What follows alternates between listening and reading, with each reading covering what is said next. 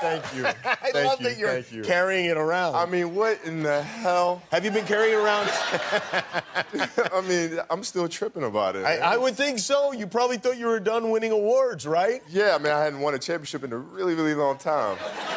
So here we are. Yeah, this is unbelievable. I mean, it really is unbelievable. You know, you now have more Oscars than Shaq and Michael Jordan combined. Yeah, and you know, this is Space Jam and Kazam were both awesome though. In their own ways, yes. In their own ways, yeah. But no, this is just a fantastic. I don't think I've ever seen you this happy. I have to say. This is not supposed to happen. Like, I'm supposed to play basketball and, you know, and is this where it write ends? Something that wins an Oscar. Will you be going for a Grammy? I mean, are you going to record an... What's next? I know my limitations, you know what I mean? Like, singing is not... I don't even sound good in the shower. Okay, so all right. I'll let that be. So when you're at the Oscars, you're sitting there, and I'm wondering about you, and I was thinking about you for a lot of the night, because I'm wondering, like, how it compares to playing basketball. Like, are you... nervous-wise, how does it compare, like, sitting there waiting to hear your name or maybe not hearing your name and being the guy who's taking the last shot? I thought it was actually going to be easier because you're not in control. There's no direct competition going on, right, where you're affecting the outcome. It's completely out of your control. It's out of my control. It's going to be easy. It's cool. And then once it gets closer and closer, you start feeling butterflies in your stomach. You're like, why the hell am I feeling this?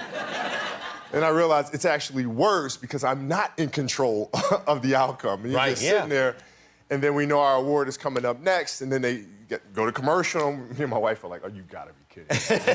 Right? Come on, let's go. Let's go already. Glenn Keane, who is your collaborator on this, he's director and animator, gave most of the speech. I think everybody was kind of hoping to hear from you, and you got to say a little something. Was that the plan going in? No, Glenn is like the sweetest guy in the world, obviously a genius.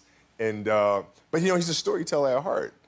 So things tend to drag out a lot. I see, yeah. So, you know, I didn't know this, but you go up on a stage, and they literally have, like, the biggest countdown clock in the world. Yeah. Like, right in front of you. It's like 45, 44.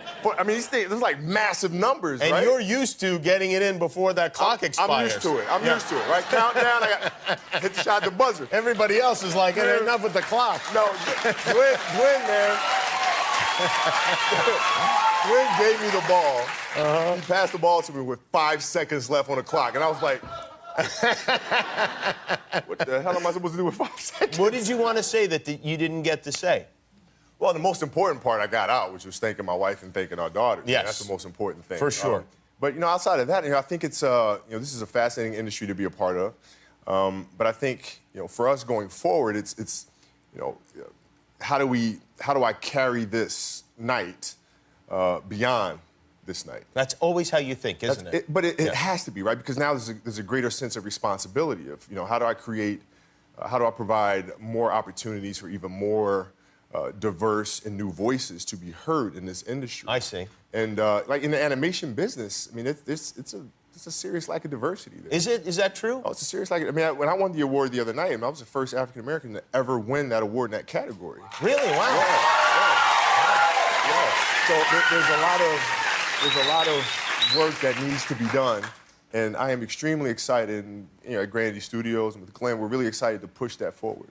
Yeah, well, that's a good way to look at it, for sure. So you want to do more of this kind of stuff? Oh, absolutely. Is acting something you want to do? It is not? No. I don't have the patience to do that. Like, I'd much rather write and put the story together.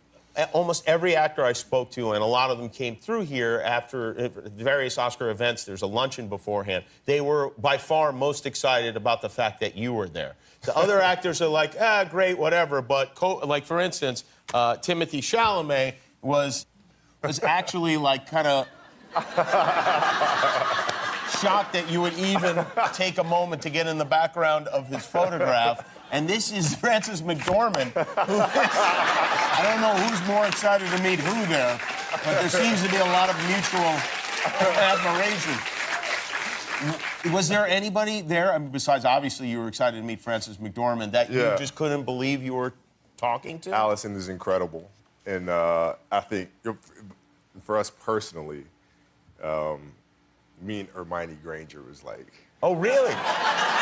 You love Harry Now, Potter, listen, right? of course, you know, she's transitioned out of that sense, right? Yeah, right. Done But more not to things, you. You're going to but keep not her in to there. us. Yeah, she's Hermione to us, right? And I met her when she was really, really young. She came to a Laker game, and but to see her there with my wife, that was pretty cool. What parties did you guys go to afterward?